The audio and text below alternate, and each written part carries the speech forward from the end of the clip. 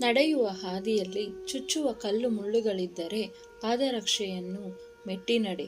ಬದುಕೆಂಬ ಹಾದಿಯಲ್ಲಿ ಚುಚ್ಚಿ ಮಾತನಾಡುವ ಜನರಿದ್ದರೆ ನಿನ್ನ ಪಾದರಕ್ಷೆ ಬಿಡುವ ಸ್ಥಳದಲ್ಲಿ ಬಿಟ್ಟು ಮುನ್ನಡೆ.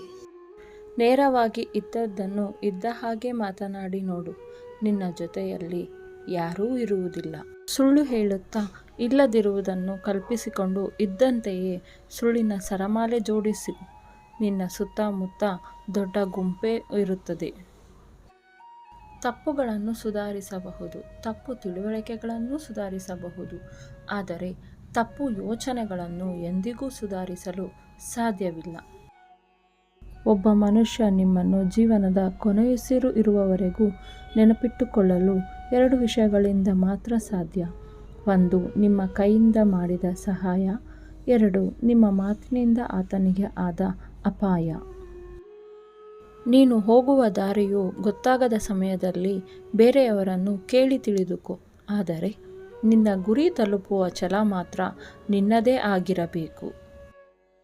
ಯಾರು ನಿಮ್ಮ ಸಾಧನೆಗೆ ಅವಕಾಶ ಮಾಡಿಕೊಡುತ್ತಾರೋ ಅವರಿಗೆ ಮೋಸ ಮಾಡಬೇಡಿ. ಯಾರು ನಿಮಗೆ ಮೋಸವನ್ನು ಮಾಡುತ್ತಾರೋ ಅವರಿಗೆ ಮತ್ತೆ ಅವಕಾಶವನ್ನು ಕೊಡಬೇಡಿ. ನಿನ್ನ ಮನಸ್ಸು ನಿಮ್ಮ ನಿಯಂತ್ರಣದಲ್ಲಿದ್ದರೆ, ನಿಮ್ಮ ಮನಸ್ಸು ನಿಮ್ಮ ಸೇವಕನಾದರೆ ಆಗ ನಿಮಗೆ ಅಸ್ತಿತ್ವ ಇರುತ್ತದೆ. ಆದರೆ ನಿಮ್ಮ ಮನಸ್ಸು ನಿಮ್ಮ ಕರ್ಮಗಳ ಮೇಲೆ ನಿಯಂತ್ರಣ ಇಟ್ಟುಕೊಂಡಿದ್ದರೆ ಮತ್ತು ನಿಮ್ಮ ಮನಸ್ಸು ನಿಮ್ಮ ಯಜಮಾನನಾದರೆ ಆಗ ನಿಮ್ಮ ವಿನಾಶ ನಿಶ್ಚಿತವಾಗಿರುತ್ತದೆ. ಬದುಕಿನಲ್ಲಿ ಏನೇ ನಡೆದರೂ ಒಳ್ಳೆಯದೇ. ವರ್ತಮಾನದಲ್ಲಿ ಏನಾಗುತ್ತಿದೆಯೋ ಅದೆಲ್ಲವೂ ಉತ್ತಮವಾಗಿಯೇ ನಡೆಯುತ್ತಿದೆ. ಮುಂದೆ ಏನಾಗುವುದು ಅದು ಚೆನ್ನಾಗಿಯೇ ಇರುತ್ತದೆ. ಭವಿಷ್ಯದ ಬಗ್ಗೆ ಚಿಂತಿಸಬೇಡ, ವರ್ತಮಾನದಲ್ಲಿ ಜೀವಿಸು. ನಿಮ್ಮ ಗುರಿಯನ್ನು ಸಾಧಿಸುವಲ್ಲಿ ನೀವು ವಿಫಲವಾದರೆ ತಂತ್ರವನ್ನು ಬದಲಾಯಿಸಿಕೊಳ್ಳಿ, ನಿಮ್ಮ ಗುರಿಯನ್ನಲ್ಲ. ಕರ್ಮವು ಯಾವಾಗಲೂ ತನ್ನ ವಿಳಾಸವನ್ನು ಮರೆಯುವುದಿಲ್ಲ. ಸರಿಯಾದ ಸಮಯಕ್ಕೆ ಮತ್ತು ಸೂಕ್ತ ಸ್ಥಳಕ್ಕೆ ಹೋಗಿ ತನ್ನ ಕಾರ್ಯ ನಿರ್ವಹಿಸುತ್ತದೆ.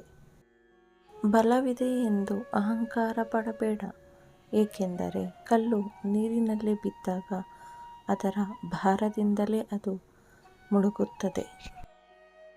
ಜೀವನದಲ್ಲಿ ಕಾಯುವುದನ್ನು ಕಲಿಯಬೇಕು.